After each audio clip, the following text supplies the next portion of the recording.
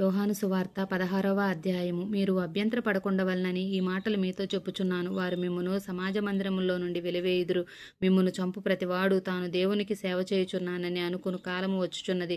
వారు తండ్రిని నన్నును తెలుసుకొనలేదు గనుక ఇలాగు చేయుదురు. అవి జరుగు కాలము వచ్చినప్పుడు నేను వాటిని గూర్చి మీతో చెప్పితినని మీరు జ్ఞాపకం చేసుకొనులాగున ఈ సంగతులు మీతో చెప్పుచున్నాను.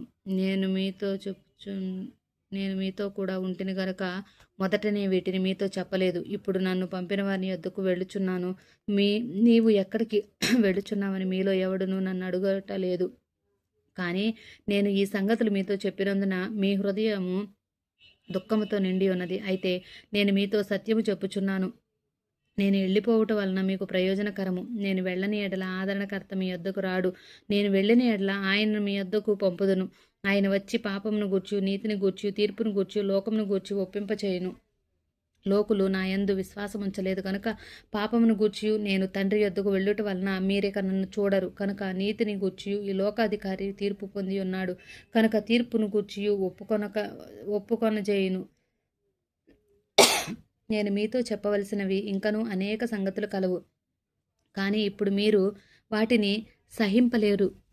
అయితే ఆయన అనగా సత్యస్వరూపి అయిన ఆత్మ వచ్చినప్పుడు మిమ్మును సర్వసత్యములోనికి నడిపించుదును. ఆయన తనంతట తానే ఏమీ బోధింపక వేటిని విన్నును వాటిని బోధించి సంభవింపబో సంగతులను మీకు తెలియచేయును. ఆయన వాటిలోనివి తీసుకొని మీకు తెలియజేయును. కనుక నన్ను మహిమపరచును.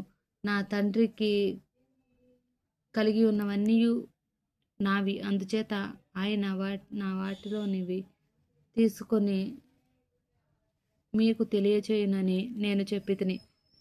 కొంచెము కాలమైన తర్వాత మీరిక నన్ను చూడరు, మరి కొంచెం కాలమునకు నన్ను చూచెదరని చెప్పెను. కాబట్టి ఆయన శిష్యుల్లో కొందరు కొంచెము కాలమైన తర్వాత నన్ను చూడరు, మరి కొంచెము కాలమునకు నన్ను చూచెదరు చెప్పెను. కాబట్టి ఆయన శిష్యుల్లో కొందరు కొంచెము కాలమైన తర్వాత నన్ను చూడరు, మరి కొంచెము కాలమునకు నన్ను చూచెదరు. నేను తండ్రి యొద్దకు వెళ్ళుచున్నానని ఆయన మనతో చెప్పుచున్న మాట ఏమిటని ఒకరితో ఒకడు చెప్పుకొండ్రి. కొంచెము కాలమని ఆయన చెప్పుచున్న ఏమిటి? ఆయన చెప్పుచున్న సంగతి మనకు తెలియదని చెప్పుకొండ్రి. వారు తన్ను అడుగ గోరుచుండిరని యేసు ఎరిగి వారితో ఇట్లా నేను కొంచెము కాలమైన తర్వాత మీరు నన్ను చూడరు, మరి కొంచెము కాలమునకు నన్ను చూచెదరని నేను చెప్పిన మాటను గూర్చి మీరు ఒకరితో ఒకడు ఆలోచించుకొనుచున్నారా? మీరు ఏడ్చి ప్రలాపింతురు, కానీ లోకము సంతోషించును. మీరు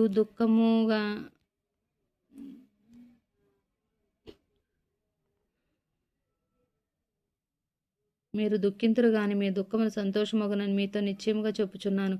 స్త్రీ ప్రసవించినప్పుడు ఆమె గడియ వచ్చును గనుక ఆమె వేదన పడును. అయితే శిశువు పుట్టగానే లోకమందు నరుడొకడు పుట్టినని సంతోషం చేత ఆమె ఆ వేదన మరి జ్ఞాపకమును చేసుకొనదు. అటువలే మీరును ఇప్పుడు దుఃఖపడుచున్నారు గాని మిమ్మను మరలా చూచెదరు. అప్పుడు మీ హృదయము సంతోషించును. మీ సంతోషమును ఎప్పుడును మీ యొద్ద నుండి తీసివేయడు.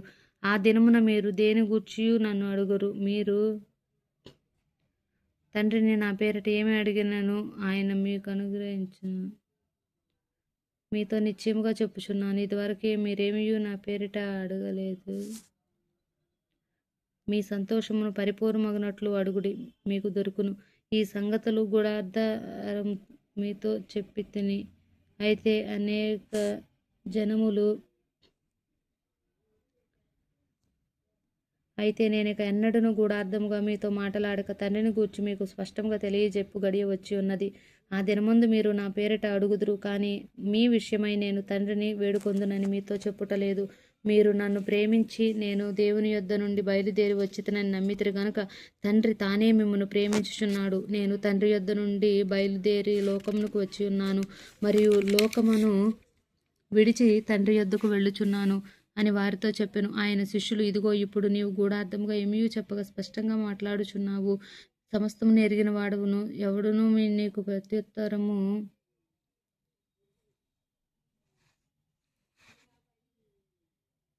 ఇదిగో మీలో ప్రతివాడును ఎవని ఇంటికి వాడు చెదిరిపోయి నన్ను ఒంటరిగా విడిచిపెట్టు గడియ వచ్చేయున్నది. అయితే తండ్రి నాతో ఉన్నాడు గనుక నేను ఒంటరిగా లేను. నా యందు మీకు సమాధానం కలుగునట్లు ఈ మాటలు మీతో చెప్పుచున్నాను.